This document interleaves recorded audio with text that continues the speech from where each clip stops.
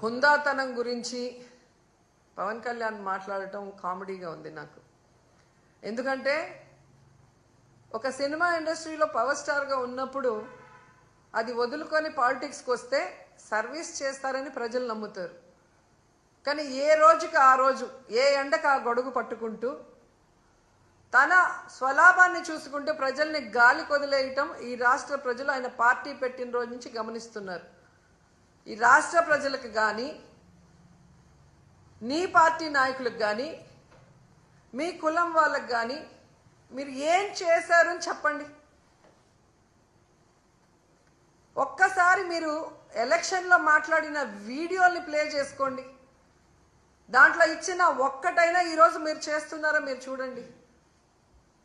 రౌడీల్లాగా అరిచేది మీరు, హుందాతనం లేకుండా జగనన్నని ఏది పడితే అది మాట్లాడేది మీరు. మళ్ళీ మాకు మీరు నీతులు చెప్తా అంటే ఎంతవరకు కరెక్ట్?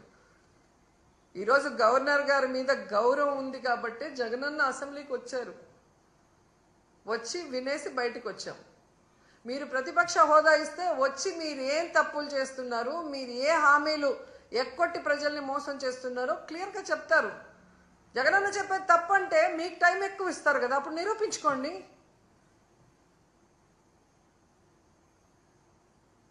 సో హుందాతనం మీకు లేదు.